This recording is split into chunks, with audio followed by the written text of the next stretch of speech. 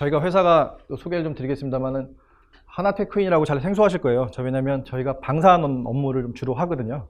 그래서 뭐 간단히 말씀드리면 우리나라에 떠다니는 항공기의 엔진은 다 저희 회사가 만든다라고 보시면 돼요. 그래서 비행기에 떠다니는 헬기든 다 저희 회사가 다 만들고 있고요. 군대 갔다 오시는 분들은 자주포 뭐 이런 거 저희 회사가 만들고 있고요. 그리고 그다음에 최근에 들어서 뭐 정찰 로봇하고 드론 사업 관련된 것들을 하고 있고, 그다음에 이 방은 좀 특이하게 없는데 우리 교육 담당자한테 매우 친숙한 게 있죠. CCD 카메라. 예.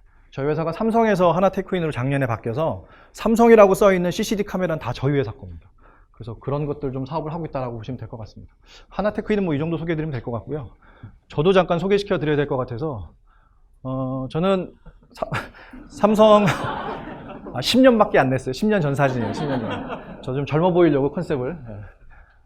95년도에 그 교육 업무를 처음 시작을 했습니다. 그래서 삼성에서 만 21년 교육 업무하고, 중간에 좀 특이한 거는 삼성인력개발원이라고 혹시 아시죠? 여기 같이 근무했던 친구도 한 명 와 있던데, 거기서 한 8년 정도 근무했습니다. 8년 근무하고 다시 삼성테크인으로 복귀해가지고 와서 현재 그룹장하고 팀장을 맡고 있고요.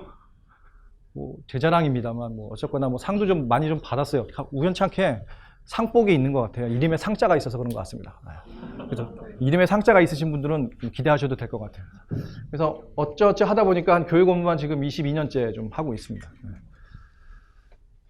오늘 그 교육 과목 제목에 ICT라는 얘기를 딱 써놨더니 사람들이 ICT? 이렇게 하시는 거예요.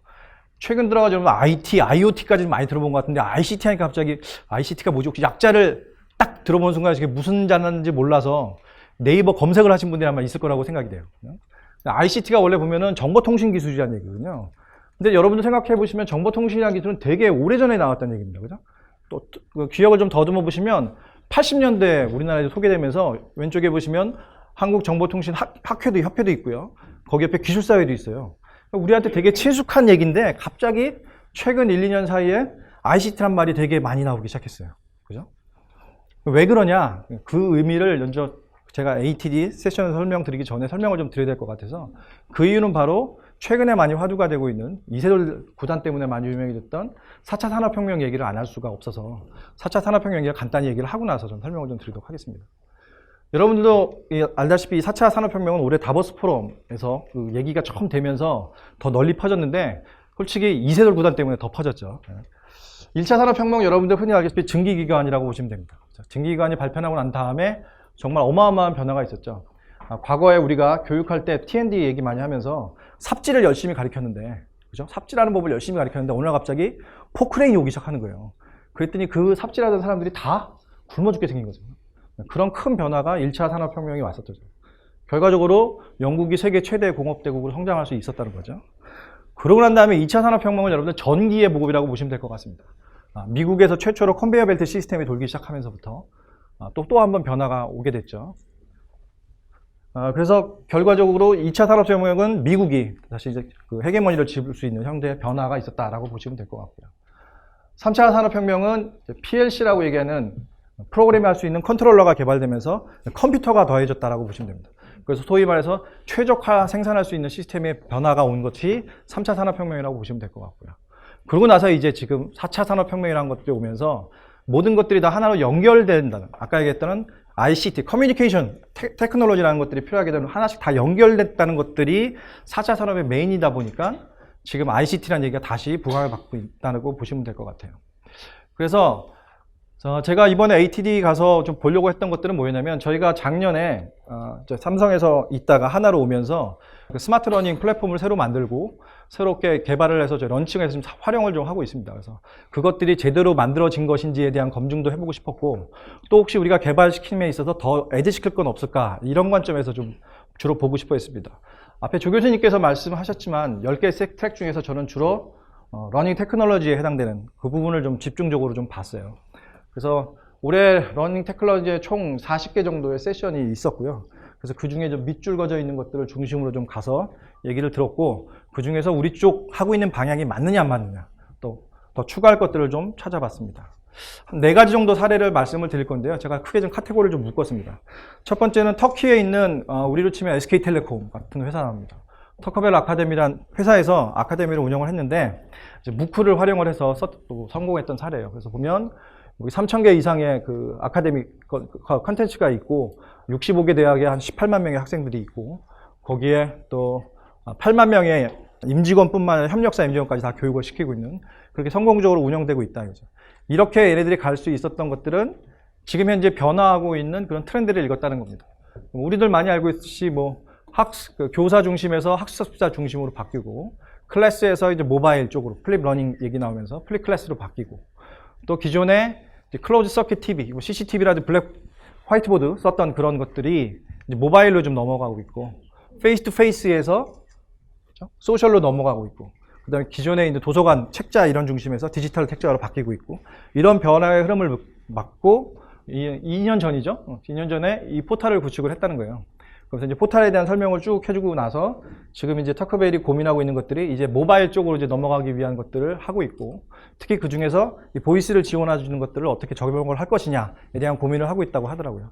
그래서 저희도 포탈을 구축을 하면서 저희가 뭐 대부분 다 각사별로 포탈을 하나씩 가지고 있을 거라고 생각이 되는데 저희 회사에서 포탈을 할 때 가장 큰 주안점을 얻은 건 뭐냐면 저희는 이제 하나 그룹이라고 있어서 그룹 연수원이 별도로 있거든요. 그래서 그룹 연수원하고 각사를 어떻게 온라인 시킬 거냐에 대한 것들을 되게 크게 봤어요. 흔히들 그룹 연수원에서 들어가는 포탈 따로 있고 각사에서 따로 들고 이렇게 두 개를 따로따로 운영하잖아요. 근데 이거를 같이 온라인 시켜서 그룹에서 받았던 내용들이 현업에 오면 현업에 또 포탈에서 같이 돌아갈 수 있게끔 연계시키는 것들에 좀 포커싱을 둬서 그룹이 뭐가 바뀌면 시스템이 바로 우리 회사에서도 바뀔 수 있게끔 한 플랫폼에서 돌아갈 수 있게끔 하는 것들에 좀 포커싱을 뒀고요. 앞에도 뭐 3,000개 정도의 뭐 컨텐츠들이 있다고 하는데 저희도 매일매일 한 4, 5개 정도의 새로운 컨텐츠들이 계속 올라옵니다. 그래서 날짜에 따라 가지고 지금 한 1,000여 개 정도 있는데 그런 것들이 자동적으로 올라가는 거죠. 그러니까 같은 플랫폼을 쓰다 보니까 그룹에서도 바뀌면 저희도 따라서 같이 바뀌는 거예요. 저희가 굳이 돈을 투자하지 않아도 그쪽 플랫폼이 바뀌는 것들이 바뀌면 같이 쓸 수 있게끔, 쉐어할 수 있게끔 그런 공용 플랫폼을 활용하고 있다는 거고요. 두 번째 이제 선진 기업의 플랫폼, 버추얼 플랫폼을 여러 개를 두 가지를 소개를 시켜줬어요. 저도 몰랐는데 아도브에서 커넥트라는 그 버추얼 플랫폼이 있더라고요. 이거는 판매되는 겁니다. 그래서 보면 여기에 나와 있는 한 12가지 정도의 것들을 지원을 하고 있는 거예요. 그래서 제가 대표적인 거 보면 채팅창이라든지 화이트보드 공유하고 혹은 뭐 음악이나 이런 것들 공유하고 폴 시스템, 그 설문조사하고 기록하고 파일 돌리고 웹캠하고 레코딩하는 이런 것들을 하는 것들이 아도브에서 지금 상품이 나와 있는 거죠. 근데 약간 좀 보면 뭐 잠깐 보여줬는데 좀 조잡 좀 하죠. 미국 애들 정세엔 맞을지 모르겠는데 우리나라 정세엔 잘 안 맞는 그런 좀 시스템이긴 하고요. 그 다음에 이제 시스코에서 또 최근에 또 만들었던 시스코 웹 EX라는 것들도 좀 소개를 시켜줬어요. 그래서 거기에는 기존에 한 14개 정도, 기존 거보다 더 2개가 더 많아졌죠. 그러면서 이제 차별화되는 것들이 오디오에 해당되는 부분들이 좀 들어있었고, 파일 쉐어가 좀 더 쉽게 좀 바뀌어 있더라고요. 나머지 것들은 비슷비슷하고, Q&A 같은 것들이 좀 있었어요. 그래서 저희들도 작년에 이거 이렇게 구축하면서 고민을 좀 많이 했는데, 저희도 뭐, 오늘 시작할 때도 다 설문조사 같이 하셨잖아요. 그죠? 그런 형식의 뭐 설문 시스템이라든지, 웹캠, 뭐 통계, 특히 저희 교육 담당자들은 과정 끝나고 난 다음에 결과 보고하기 힘들잖아요. 자동으로 다 설문 짓게 돼가지고 딱 띄우게끔 통계라든지 또 채팅창 이런 것들 다 지원하고 있고, 무엇보다도 제일 반가웠던 건 뭐냐면 별도 돈을 주거나 하지 않아도 그냥 한 플랫폼에서 다 자유롭게 쓸 수 있다 보니까 제 핸드폰에서는 안 되는데 이런 사람이 없어지더라고요. 그래서 그런 것들이 되게 좋은 것 같아요.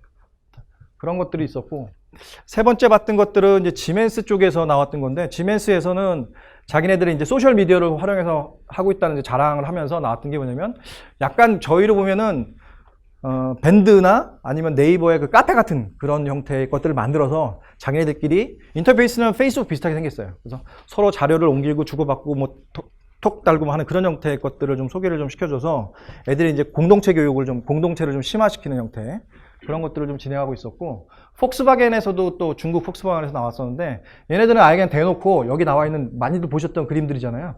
이것들을 아예 그냥 교육에 넣어가지고 쓰더라고요. 저희는 교육장에 들어오면 막 딴짓 못하게끔 막잖아요, 자꾸. 그죠? 근데 얘네들은 아예 그거를 아예 경교 과정에 넣어서 아예 그걸 활용하는 시스템으로 활용을 하고 있더라고요.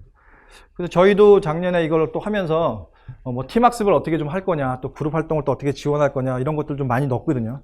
판서 기록하는 거라든지 알람하고 채팅하고 하는 것도 좀 넣었었고요. 그리고 그런 걸 통해 가지고 뭐 아까 게임피케이션도 잠깐 여러분들도 게임 하셨습니다만, 저희도 뭐 퀴즈라든지 테스트, 뭐 다양한 게임 툴 같은 것들이 있어서 그거를 이제 가져다 쓸 수 있게끔 이런 형태의 것들을 좀 활용을 좀 하고 있습니다.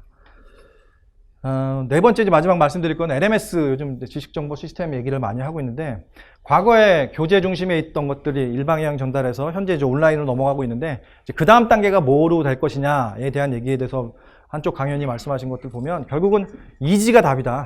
누구나 쉽게 들어가고 누구나 쉽게 접근할 수 있으면서 내가 편하게 쓸 수 있고 그리고 개별 맞춤형 학습 가이드가 관리되면서 자동 학습 관리가 되는 이렇게 가는 것들이 LMS로가 그러니까 진화에 대해 나갈 거다라는 설명을 좀 해줬고요. 그러면서 또 딴 섹션에서는 LMS가 갖춰야 할 요건 중에 뭐 비슷한 얘기죠. 접근이 용이해야 되고 당연히 킬러 컨텐츠, 재밌는 컨텐츠가 좀 있어야 된다는 얘기고 그리고 과정에서 운영하고 있는 핵심 과정과 연계해서 과정이 운영될 수 있는 시스템으로 가야 된다라는 거 하고 특히 이제 희망적이지만 온라인 전문 조직할 수 있는 컨텐츠를 구성할 수 있는 팀이 짜져야 된다. 그 팀이 만약에 없으면 외부에 아웃소싱을 하면 된다라는 형태의 것들을 좀 들을 수 있었습니다. 그리고 또 하나 또 LMS 세션이 좀 많았는데 LMS 세션 이게 좀 재밌었는데 결국은 뭐냐면 LMS를 개발을 못하면 이제 결국은 사가지고 오실 거잖아요. 그거 할 때 담당자가 고려해야 될 것들이 4가지가 있는데 첫 번째는 사내에서만 쓸 거냐, 그러니까 사내 인트라넷망으로만 쓸 거냐, 사회에서도 접속하게끔 할 거냐, 아니면 둘 다 하게 할 거냐에 대한 고민이 첫 번째일 거고 그 다음에 8대2 법칙이라는 거예요. 뭐냐면 80%는 어느 회사든지 다 비슷비슷하게 다 적용된다는 거죠. 근데 20%만 그 회사의 특성화되어 있는 것들이 있는데 그것들을 잘 정리해야 된다. 세 번째하고도 마찬가지인 거죠. 그래서 요구사항을 뭘 할 건지를 명확히 하라는 것들이 아마 8대2에 있는 20에 대한 법칙에 대한 얘기인 거고요. 그 다음에 이제 4번째가 심사숙고해라. 비싸기도 비싸지만 한 번 쓰고 일회성 치고 치는 게 아니고 2년, 3년, 4년 계속 써야 되잖아요. 그래서 여러 번 심사숙고를 해가지고 저걸 쓸 수 있도록 해라라는 거고 제일 재밌었던 게 5번째였어요. 가격, 워런티 기간 이런 거 중요하지 않다. 왜? 우리에게는 훌륭한 내고라는 게 있다라고 얘기를 하더라고요. 외국 애들도 내고를 얘기를 하더라고요. 그러면서 뭐 요즘에도 그런 거 많이 있잖아요. 깎으면 된다는 거예요. 깎으면. 그리고 요즘 자동차 살 때도 보면 활부 요즘 많이 하지 않습니까? 최근에 여러분들 LMS 시스템 개발하는 쪽도 활부 제도를 운영해요. 뭐냐면 한번 개발할 때 몇 억씩 들잖아요. 돈이 부담스러우니까 교육 담당자가 전무님 상무님 이거 하는데 한 얼마 드는데 한 4, 5억 듭니다. 야 무슨 됐어 이러잖아요. 근데 요즘 최근에 나온 트렌드가 뭐냐면 그거를 매월 내는 시스템이 있어요. 매월 1,000만 원이면 1,000만원씩 이렇게 5년 계약해가지고 내는 거예요. 그럼 1,000만 원 정도면 좀 웬만한 큰 기업은 부담 없잖아요. 그죠? 그런 식의 것들도 뭐 캐피탈 론 같은 그런 얘기도 좀 하면서 가격은 깎으면 된다. 기간도 중요하지 않다. 이런 얘기를 좀 하더라고요. 그게 좀 재밌었어요. 근데 또 하나 이제 보여드리는 게 이게 그러니까 경제 성장률은 점점 떨어져서 2014년도에 보면 이제 4%, 올해 이제 3%, 2%대를 얘기를 하는데 여기 나와 있는 이 그래프, 정보 ICT에 투자하는 금액들은 점점 올라가고 있다는 겁니다. 그러니까 이게 경제 성장률이 떨어지면서 같이 떨어지는 게 아니고 여기에 대한 투자는 오히려 더 커가지고 있다는 거죠. 그 흐름을 잘 읽으셔야 된다는 겁니다. 마지막 마무리 좀 간단히 드리면 제가 아까 조 교수님 말씀하셨을 때 제일 재미없는 그 도시가 달라스 말씀하셨잖아요. 달라스 갔었습니다. 진짜 할 거 없었어요. 덴버 진짜 재미없을 줄 알았어요. 근데 메가넥스트하고 이번에 제가 KMA랑도 가봤고 메가넥스트랑도 가봤는데 4번째 갔거든요. AT들. 근데 이번에 가서 메가넥스트 정말 놀랐던 거는 야 프로그램 어떻게 이렇게 짤 수 있느냐. 그 재미없는 도시 앞에 샌프란시스코를 붙이고 뒤에 라스베가스를 붙이더라고. 그리고 티 안 나게 갔다 오는데 정말 재밌게 잘 놀다 왔어요. 그래서 이 금문교를 딱 보면서 그 생각을 했어요. 사람들 여기서 아마 다 저희 팀원이란다. 같이 갔던 분들 다 이제 사진 찍고 하면서 처음엔 되게 기뻤죠. 드디어 영화에서 보던 데 가서 봤구나. 근데 조금 있다 보다 보니까 이제 머리가 무거워지기 시작한 거예요. 왜?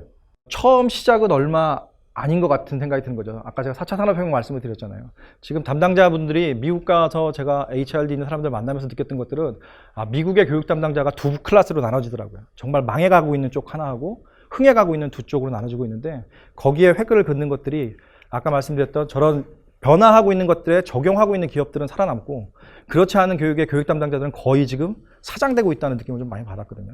그래서 이런 큰 변화가 우리가 언제 닥칠지 모르고 그 변화가 얼마나 빨리 올지 모릅니다만 여러분들께서 이런 생각을 좀 가지시고 새로운 파고를 하게 넘어갈 수 있는 뭔가들을 좀 준비하지 않으면 어느 순간 여러분의 자리가 그냥 다른 외부 업체에 의해서 다시 아웃소싱 되는 그런 날이 올 수도 있겠다라는 생각을 좀 했습니다. 그래서 그런 생각을 좀 가지셨으면 하는 의미에서 발표를 마치도록 하겠습니다. 감사합니다.